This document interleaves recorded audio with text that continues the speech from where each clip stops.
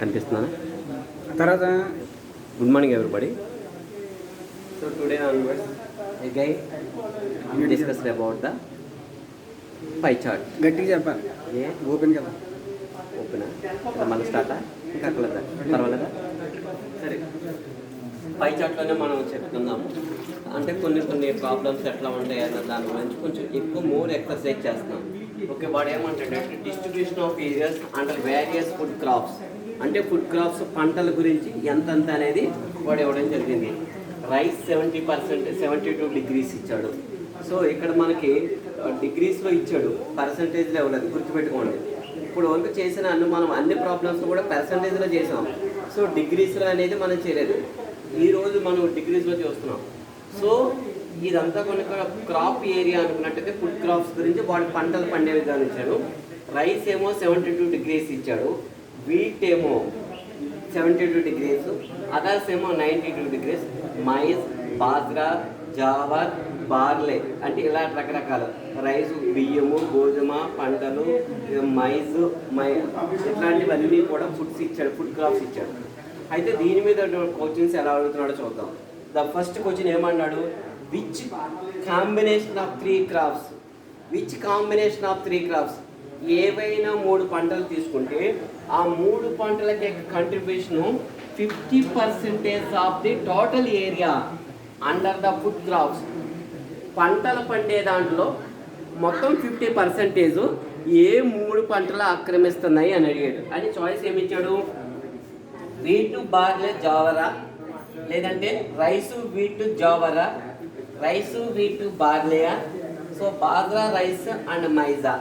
అంటే ఏ 3 పంటలు మొత్తం ఫుడ్ క్రాప్స్లో 50% అది. సో ఇట్లా ఇచ్చినప్పుడు మనం ఏం చేస్తామంటే దిస్ ఇస్ ద మొత్తం టోటల్ ఫుడ్ క్రాప్స్లో పరిగణలో తీసుకుంటాం.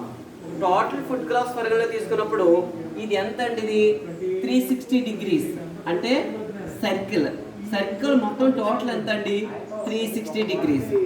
దీంట్లో 0.5% అంటే by 2 అంటే ఎంత అవుతుందండి 180 degrees.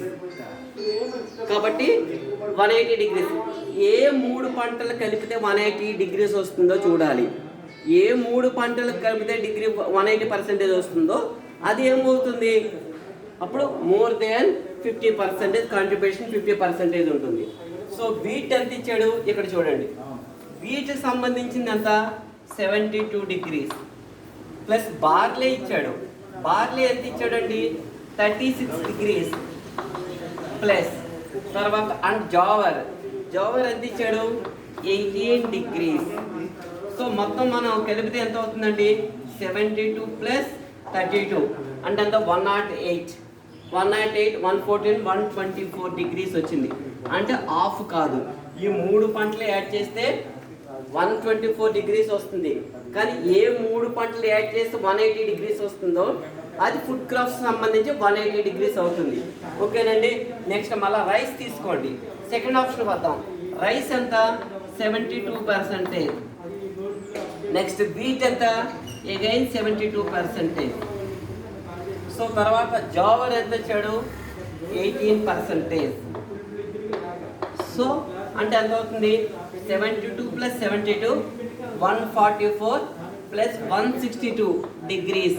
అంటే ఇది కూడా మనకు కావాల్సిన ఆన్సర్ కాదు. నెక్స్ట్ రైస్ తీసుకోండి, rice 72 degrees, wheat 72 degrees plus barley ఎంత అండి 36 degrees. అంటే 144 ప్లస్ 36 ఎంత అవుతుందండి 180 degrees. కాబట్టి ఈ 3 కలిపితే 180 degrees వస్తుంది. కాబట్టి వాడు అడిగిన క్వశ్చన్ ఏంటంటే విచ్ కాంబినేషన్ ఆఫ్ 3 crops, ఏ 3 పంటలు తీసుకుంటే అది contribution of 50% of total area 50%. అంటే 360 degrees బై 2 అంటే 180 degrees. కాబట్టి మీకు కావాల్సిన ఆన్సర్ ఏమవుతుందంటే రైసు, వీటు, బార్లే ఈ 3 పంటలు మొత్తం టోటల్ ఏరియాలో కనుక పరిగణలో తీసుకుంటే 50% అవుతుంది. కాబట్టి 180 degrees అవుతుంది. ఓకేనండి. సో ఎట్లాంటి ప్రాబ్లమ్స్ వచ్చినప్పుడు మనము ఇట్లా చేసుకుంటూ ఉండాలి. వాడు అడిగిన question which combination of 3 crops, ఏ 3 పంటలు మొత్తం 50% కంట్రిబ్యూషన్ చేస్తుంది అంటే ఏ 3 పంటలు కలిపితే 180 డిగ్రీస్ వస్తుందో చూసుకోవాలి. కాబట్టి ఇచ్చిన చాయిస్ నుంచి వెళ్తాము. రైస్, వీట్ అండ్ బార్లీ కలిపితే ఎంత వస్తుందండి? 180 డిగ్రీస్ వస్తుంది. కాబట్టి ఆన్సర్ మనకి ఏమవుతుందంటే అది అవుతుంది అనమాట. ఓకేనండి. Next second question.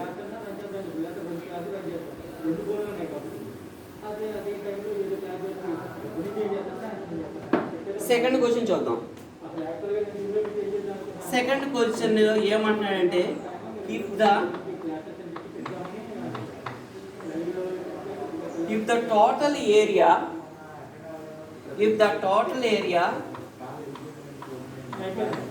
under Java was 1.5 million acres, then what was the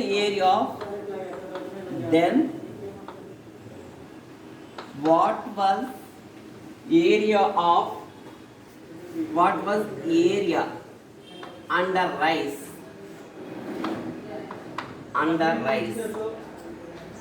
So answer same ఇచ్చాడంటే 6 and B 7.5 and C 9 and D 4.5.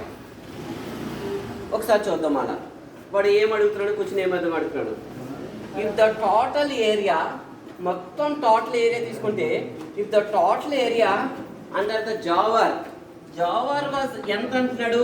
1 million acres అయితే, so then what was the under రైస్కి ఎంత ఉంది అంటాడు. ఇక్కడ జావర్ అనేది 1.5 మిలియన్స్ ఎకరాస్లో పండితే రైస్ ఎన్ని ఎకరాల్లో పండుతుంది అన్నాడు. సో ఇక్కడ జోవార్ అనేది ఎంత ఇచ్చాడండి? 18 డిగ్రీస్ ఇచ్చాడు. ఈ 18 డిగ్రీస్ ఎంతకు సమానం అంటాడండి? 1.5 మిలియన్ ఎకరాస్. కాబట్టి రైస్ ఎంత ఇచ్చాడు? రైస్ సంబంధించి 72 డిగ్రీస్ ఇచ్చాడు. సో ఎంత అని అడుగుతున్నాడు. ఓకేనండి. సో ఇక్కడ degrees by degrees, acres by acres ఇలా ఉంది. సో 1.5 మిలియన్ ఎకరాస్లో జావార్ పండుతుంది అంటే 1.5 మిలియన్ ఎకరాస్కి ఎంత డిగ్రీస్? 18 డిగ్రీస్. మరి రైస్ ఎంత? Rice 70 degrees. కానీ వాడికి వచ్చిన ఏమడుగుతున్నాడు? రైస్ అనేది ఎన్ని ఎకరాల్లో పండుతుంది అని అడిగాడు. ఎన్ని ఎకరాల్లో పండుతుంది అన్నాడు. సో 18 డిగ్రీస్ 1.5 ఎకరాస్ అయితే 72 డిగ్రీస్కి ఎంత అని అడుగుతున్నాడు. సో ఇట్లా వచ్చినప్పుడు మీరు ఎప్పుడైనా సరే సైన్స్ స్టూడెంట్స్ కానీ ఆర్ట్స్ స్టూడెంట్స్ కానీ మీరు ఎలా చేసుకోవాలంటే క్రాస్ మల్టిప్లికేషన్ చేసుకోవాలి. ఇటండి. సో ఈ క్రాస్ చేసుకోవాలి. సో ఈ రెండు క్రాస్ చేసుకుంటే ఏమవుతుందండి? So 18 into question mark is equal to 17 into 1.5 is equal to మనకు కావాల్సిన క్వశ్చన్ మార్క్ కాబట్టి 72 ఇంటూ 1.5 బై 18.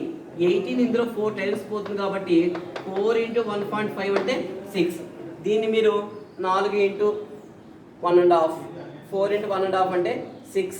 కాబట్టి ఈ విధంగా వస్తుంది. కాబట్టి 6 ఇస్ ద కరెక్ట్ ఆన్సర్. మామూలుగా అయితే మీరు డైరెక్ట్ సైన్స్ స్టూడెంట్స్ అయితే డైరెక్ట్గా చేసుకోవచ్చు. ఇది బై ఇది అంటే 72/18 ఇంటూ 1.5. 18 ఇందులో 4 టైమ్స్ పోతుంది కాబట్టి 4 ఇంటూ 1.5 is 6. కాబట్టి ఇలాంటి మల్టిప్లికేషన్స్ ఎప్పుడు కూడా మీరు మనీలో చూసుకోండి. ఈ మనీలో అయితే కన్ఫ్యూజ్ ఉండదు. ₹4 ఇంటూ 4 రూపాయలు 4 అర్థాలు 2 6. ఈ విధంగా ఈజీగా బార్గెన్ చేయగలుగుతారు. కాబట్టి 4 ఇంటూ 1.5 ఈజ్ ఈక్వల్ టు 6. ఓకేనండి. సో ఇప్పుడు చేసినటువంటి 2 ప్రాబ్లమ్స్ కూడా భిన్నంగా ఉన్నాయి. సో ఎక్కువగా పై చార్ట్స్ ఎందుకు చెప్తున్నానంటే చూశారు కదా. So money model of questions ఉండేది దీంట్లో ఉంటాయి కాబట్టి కొంచెం ఎక్కువగా చెప్పడం అనేది జరుగుతుంది. ఓకేనండి. దీంట్లోనే ఇంకో క్వశ్చన్ చెప్తాను. టైం ఉంది కదా, ఇంకేంటి 10 నిమిషాలు దాటింది.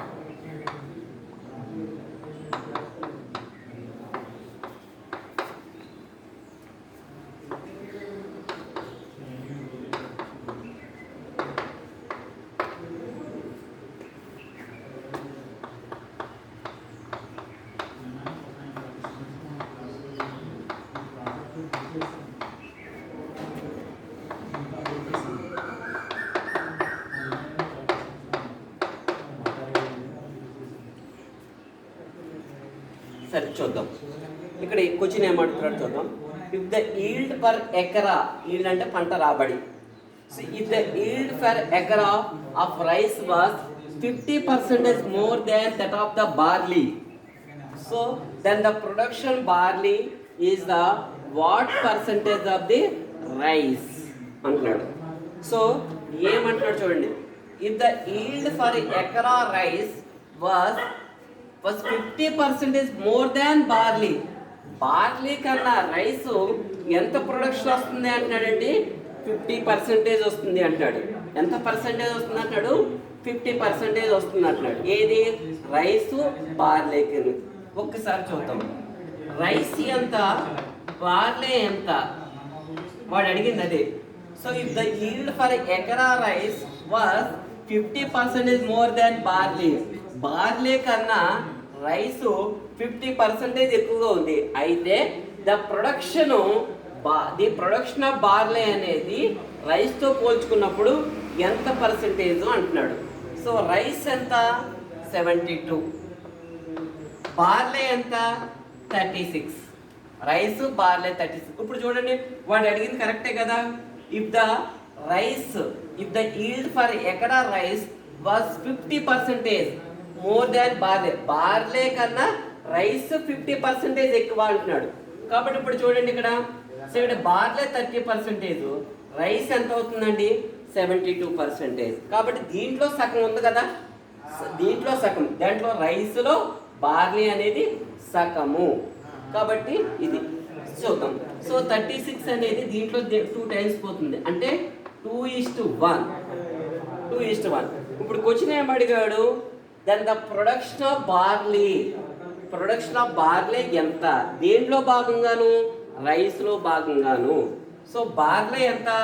1/, మొత్తం టోటల్గా అంటే ఎంత అవుతుందండి? టోటల్గా ఎంత చూసినట్లయితే మొత్తం టోటల్ ఇది 1, ఇది 2/3 into 100, that is equal to 33, 1/3%.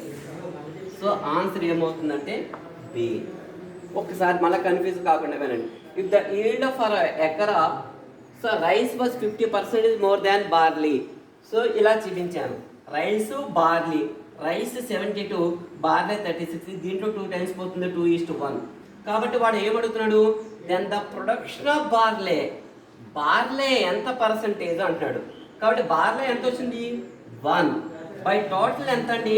1 + 2 × 100/33 × 3%.